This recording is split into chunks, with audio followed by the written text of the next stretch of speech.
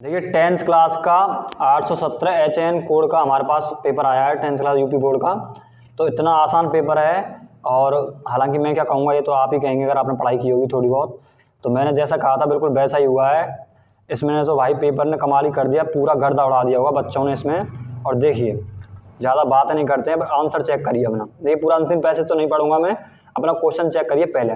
The Ganga is symbol of, यानी गंगा का क्या सिंबल है। देखिए इस आंसर को अब यहाँ से देखिए, ये आंसर आपको यहाँ से दिया गया है। She has been a symbol of India as long culture as civilization. तो यानी सिविलाइजेशन, देखिए India as long culture and civilization, इसका मतलब सी इसका करंट आंसर है। दूसरा क्वेश्चन चेक करिए, what are the thing loved by the author mentioned in the given passage, यानी किस चीज़ को प्रिय बताया है ऑथर ने इसमें। तो देखिए इस क्वेश्चन का आंसर आपको यहाँ मिलेगा। She reminds me the snow covered peaks and deep valley of the Himalayas which I have loved so much. तो इन चीज़ों से प्रेम करता है, पीक्स से, डीप वैली से, ऑफ द हिमालयस से। तो देखिए यहाँ दिया गया है डी में, the snowy peaks and the deep valleys of Himalayas as well as the rich of the plains flow. तो डी इसका करेक्ट आंसर है। बहुत ही ज़्यादा ढूंढने की आवश्यकता नहीं थी, सारा कुछ इसमें मेंशन है। सी पर आइए, तीसरा क्वेश्चन इसी पैसेज से है। Which word the passage is opposite of victory. Victory यानी विजय, और इसका अपोजिट यानी उल्टा बताना था। देखिए यहाँ पर दिया गया है इसका उल्टा, आप यहाँ देखेंगे तो ये रहा डिफीट। तो डिफीट इसका करेक्ट आंसर है, यानी ए। तो ए इसका करेक्ट आंसर था तीसरा। अब आ जाइए ग्रामर पर, और देखिए पहली बॉल पर 6 आपने मार दिया होगा, क्योंकि बहुत आसान क्वेश्चन था बिफोर वाला केस का। तो द बेल, तो आप जानते हैं बिफोर से पहला वाला केस पास्ट परफेक्ट बनता है, तो हैड रंग इसका करेक्ट आंसर है। ही स्लेप्ट, इसमें आपको प्रपोजिशन लगाना था, एक ग्रीन ट्री, यानी वह सोता है एक पेड़ के नीचे।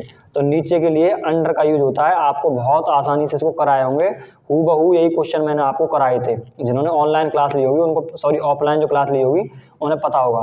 देखिए ये आपको पंचुएशन रीऑर्डरिंग रीअरेंजमेंट करना है। तो इसका जो करेक्ट आंसर है वो आपका correct answer my brothers love to share his toys. बिल्कुल वही क्वेश्चन आ गया है जो मैंने आपको कराया था। Which is the following words is the misspelled. मैंने आपको इनकी हिंट बताई थी। देखिए एक्सेप्ट में ईपीटी है, इसमें भी ईपीटी है, और इसमें भी ईसीटी है। तो आप मुझे बताइए, अगर थोड़ा भी कॉमन सेंस भी लगाएंगे तो इसमें एसीटी है। तो यही इसका मिस स्पेल्ड है, यानी गलत मीनिंग छांटनी थी। एक्चुअल में यही इसकी गलत मीनिंग है। तो अगर आपको मीनिंग याद भी नहीं होगी तब भी आप कॉमन सेंस के यूज से इस मीनिंग को कर सकते थे। वी आर प्राउड ऑफ, ये बहुत ज़्यादा वायरल क्वेश्चन है। तो प्राउड के साथ ऑफ प्रपोजिशन आता है, B4 इसका करेक्ट आंसर है। आ जाइए, ये भी एक पैसेज से आया हुआ है। तो पैसेज के क्वेश्चन चेक करिए क्या सही है आपके। The town was from valley's village. देखिए उसकी दूरी पूछिए गांव से, तो उसकी जो दूरी थी देखिए यहाँ पर दी गया है, the town was 6 miles from her village. तो 6 मील्स इसका करेक्ट आंसर है, सी इसका राइट आंसर है। The fare of the bus was, तो वन वे, एक तरफ से उसका रास्ते का कितना पैसा लगा था। तो देखिए यहाँ दिया गया है द फायरे वॉज 30 पैसेज। तो 30 पैसे इसका करेक्ट आंसर है। तो 30 ये रहा ए वाला करेक्ट आंसर है। यहाँ पर आ जाइए, democratic election were held in south Africa and. तो कौन से सन में हुए थे इलेक्शन नेशनल मंडेला के। तो आपको पता होना चाहिए 1994 में उसके इलेक्शन हुए थे, यानी सी इसका करेक्ट आंसर है। बच्चा जानता है, Lencho wrote a letter to God asking for, कितने पैसे मांगे थे। तो भाई सबको पता है 100 मांगे थे। ऐसे वाली वास कितने साल की थी, ईयर ओल्ड, तो वो भाई 8 साल की थी। 8 इसका करेक्ट आंसर है, सी वाला करेक्ट आंसर है। 14वें क्वेश्चन पर आ जाइए, who is the poet of the poem fire and ice. तो इसका फायर एंड आइस जो पोएम है, इसके जो राइटर है वो रॉबर्ट फ्रॉस्ट है, यानी बी इसका करेक्ट आंसर है बिल्कुल। आ जाइए अगले क्वेश्चन पर 15वें पर, what does the poet compare fire with. तो फायर की जो तुलना की है राइटर ने वो डिजायर यानी इच्छा से की, यानी बी का करेक्ट आंसर है। मिस्टर पंपरे वॉज ए, मिस्टर पंपरे जो थी वो पुअर लेडी थी, रिच लेडी थी, सेल्फिश लेडी थी। तो रिच लेडी थी भाई, तभी तो उन्होंने ट्रिकी को खवा खवा के मोटा कर दिया था। तो वो एक अमीर औरत थी। तो what is the Hari Singh want from Anil. तो वो हरी जो है अनिल से क्या चाहता था, तो वो काम चाहता था। तो वर्क इसका करेक्ट आंसर है, यानी ए वाला बिल्कुल सही आंसर है। What type of man was Griffin. तो ये जो आदमी था वो था लॉयलेस पर्सन और ब्रिलियंट साइंटिस्ट, यानी ए और बी करेक्ट आंसर है। इसका सी वाला सही आंसर है। What did a bride start collecting in the childhood, यानी बचपन में किस तरीके से उसने शुरू किया। तो देखिए बटरफ्लाइज, यानी बी इसका करेक्ट आंसर है। व्हाट वाज द भोली रियल नेम। तो भोली का जो रियल नेम था वो था सुलेखा, बी इसका करेक्ट आंसर है। ये क्वेश्चन तो शायद मैंने आपको उसमें भी कराया था मॉडल पेपर में। अब आ जाइए, रीडिंग वाला पार्ट स्टार्ट हो गया है। इसमें तो टाइम लगेगा, तो मैं नहीं करा पाऊंगा। आगे आइए, यहाँ ग्रामर वाले पोर्शन को देखिए जो कि बहुत आसान आया है।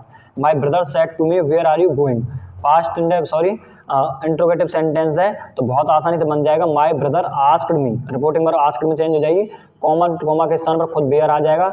यू सेकंड पर्सन है, किससे चेंज होगा तो आप कहेंगे सर ऑब्जेक्ट यानी लिसनर से चेंज होगा, तो मी का सब्जेक्ट किस I is R M was में चेंज हो जाएगा और गोइंग की गोइंग आ जाएगी। ये बिल्कुल आसान क्वेश्चन था, इसमें कोई कठिन काम है नहीं। ही always helps the poor, present indefinite का पैसिव वॉइस था तो द पुअर को मैं इधर लाऊंगा। तो आपने बहुत से बच्चों ने यहाँ पर एज कर दिया होगा, तो ज़्यादा घबराएं नहीं। वैसे यहाँ पर आर करेक्ट होगा, वैसे क्यों होगा उसका रीजन होता है कि पुअर से पहले अगर दा आ जाता है तो प्लूरल हो जाता है, इस वजह से are always help by him सही होगा। हालांकि अगर आप एज भी कराए होंगे तो कोई भी प्रॉब्लम लेने की आवश्यकता नहीं है, नंबर आपको खरी मिल जाएगा। आगे आ जाइए पंक्चुएशन पर। पंक्चुएशन बहुत ज़्यादा आसान था। देखिए यहाँ से how does this machine work, तो आस्क द बॉय, तो देखिए यहाँ से लेके यहाँ तक इसको आप बनाएंगे, ये इन्वर्टेड कॉमा में जाएगा, यहाँ से इन्वर्टेड कॉमा है हाउ डज दिस, और उसके बाद मशीन,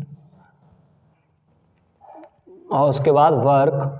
देखिए ये पूरा बंद हो जाएगा यहाँ तक, इसको पहले क्वेश्चन मार्क लगाएंगे क्योंकि ये इंट्रोगेटिव सेंटेंस है, फिर कॉमा को बंद करेंगे और यहाँ से आप लिखेंगे आस्क्ड और उसके बाद द और उसके बाद बॉयज।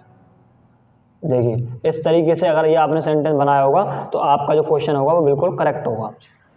आगे आ जाए, ट्रांसलेट करना है आपको, बहुत आसान है, ये मैंने कराया भी था आपको। प्रयागराज एक प्रसिद्ध नगर है, प्रयागराज फेमस सिटी, इसका एक महत्व